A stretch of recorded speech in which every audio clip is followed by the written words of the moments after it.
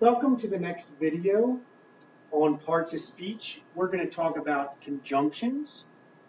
Conjunctions, if you look at the textbook definition, are words that join two or more words, phrases, or clauses. And I like to think of them as the glue between words, phrases, or clauses. Okay? When I think about an example of the glue between two words, I think about food. Who doesn't like spaghetti and meatballs? And is the glue between the two ingredients in that dish, right? In the same way, sometimes I eat macaroni and cheese. Well, and is the glue between the macaroni and the cheese. In both of those examples, and is a conjunction. It simply connects two words together, okay? But remember that conjunctions don't just connect words, they also connect phrases and clauses. So take a look at our chart here. We can say, you know what? I am tired, but happy. It's connecting two words, the adjective tired and the adjective happy.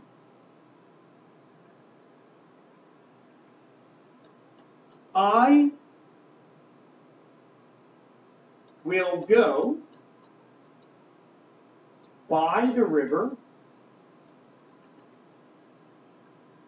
or near the lake. In this context, or is the glue, and it's connecting two phrases, by the river and near the lake. You'll remember from the previous video that by the river and near the lake are certain kinds of phrases.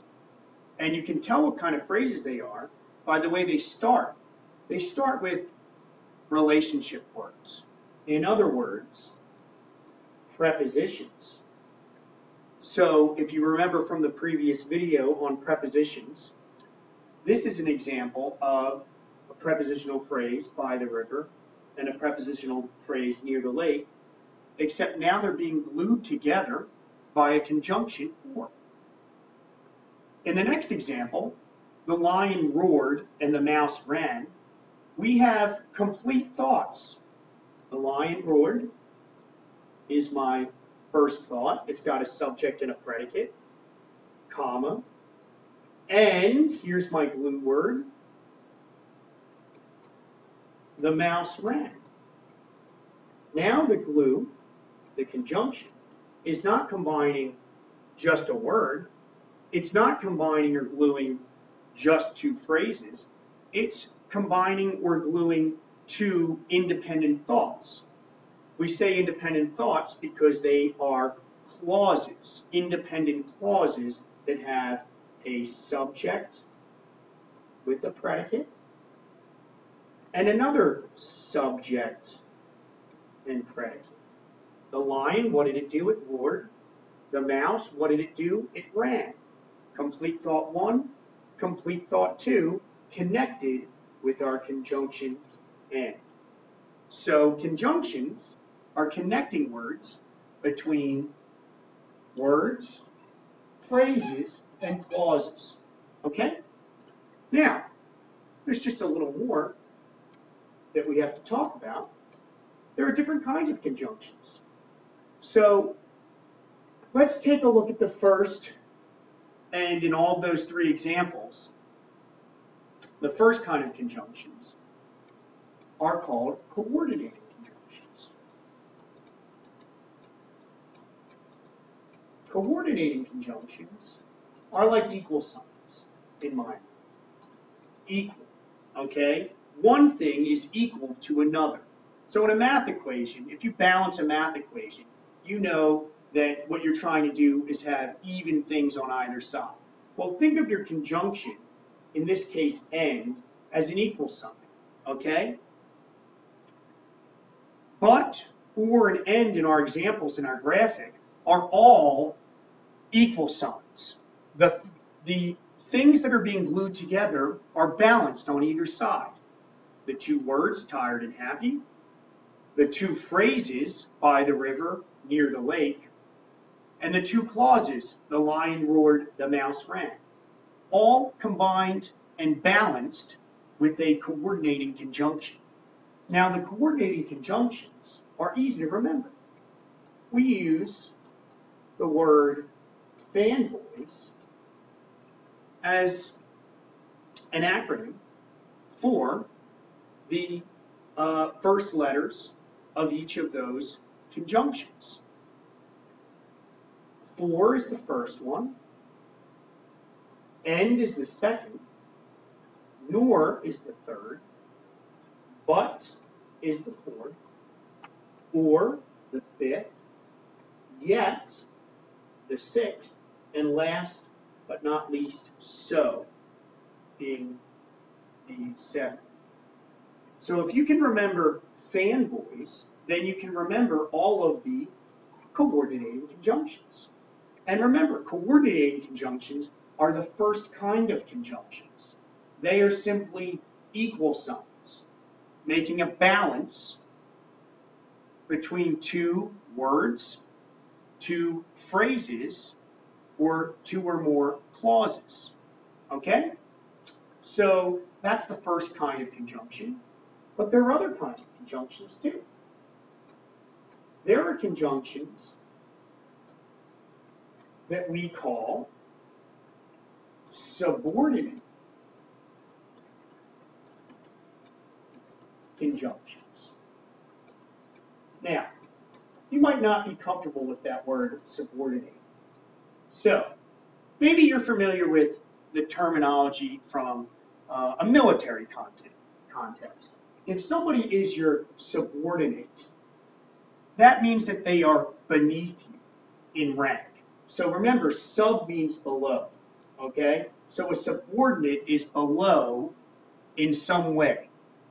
And what I mean by that is that some phrases or clauses will start with one of these glue words, one of these conjunctions, but it will in effect subordinate that phrase or clause to another independent clause or in the sentence, okay?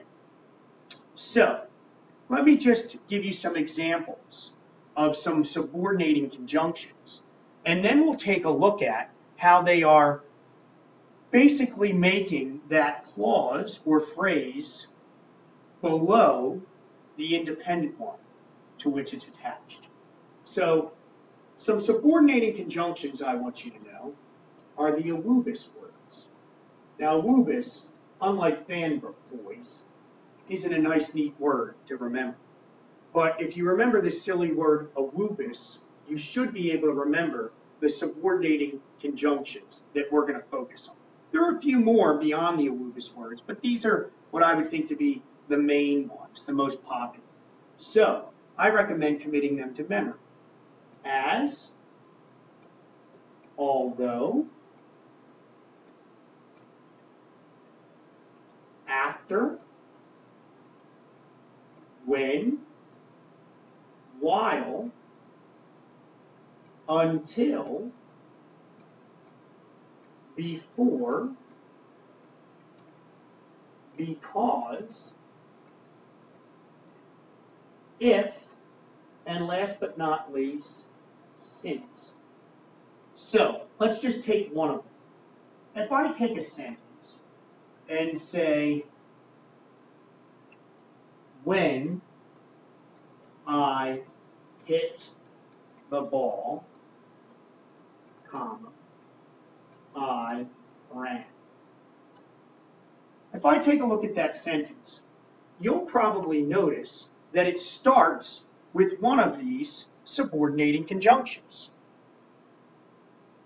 Here it is on our list of the alubis word. It's when. What when's doing is it's the glue, right, that connects one clause, clause 1, we'll see this is clause 1, with the second one, clause 2, okay? Remember, we use the word clause to mean any group of words that contains a subject linked to a predicate. So in this case, I is the subject and hit the ball is the predicate.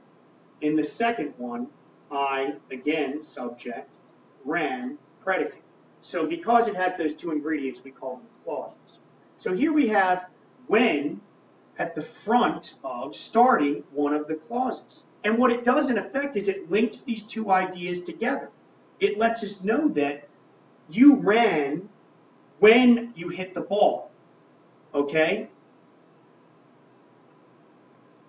What in effect that does is it takes clause 1 and subordinates it to the second clause, meaning now it can't stand alone. If we took a look at those two clauses in isolation, imagine you walk up to a friend and you say, I ran. Ask yourself, is that a complete thought? Could it stand alone? And truth be told, it can. It's what we would call an independent clause. If we do the same with the first clause, clause 1, you walk up to a friend and say in isolation with no other context, when I hit the ball, and you stop and you walk away.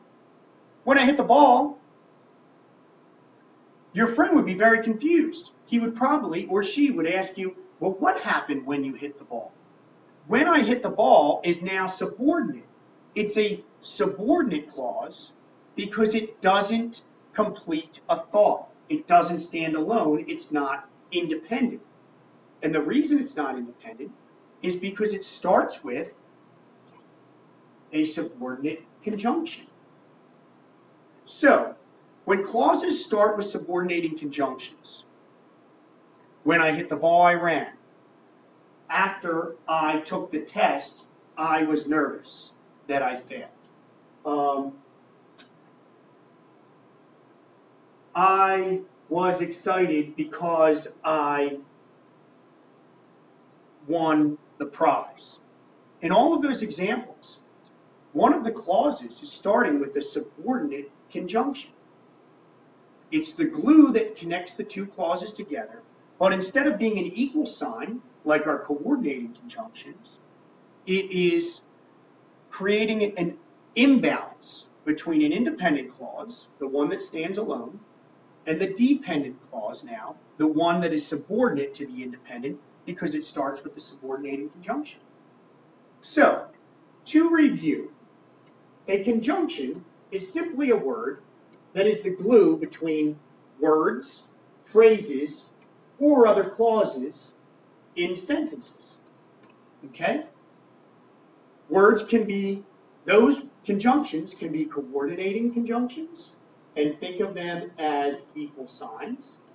Okay, they're equal signs, creating a balance, or they can be subordinating conjunctions, meaning they take one of the things in the balance and they make it unbalanced. They make it subordinate to the other element on the other side. Okay? Hopefully this is a good introduction to the part of speech that is the conjunction. If you have any questions and need more help, you can go to the Grammar Revolution link on the Learning module. Thanks for watching, and we will pick up with the last part of speech in the next video, and that is the interjection. Thanks for watching.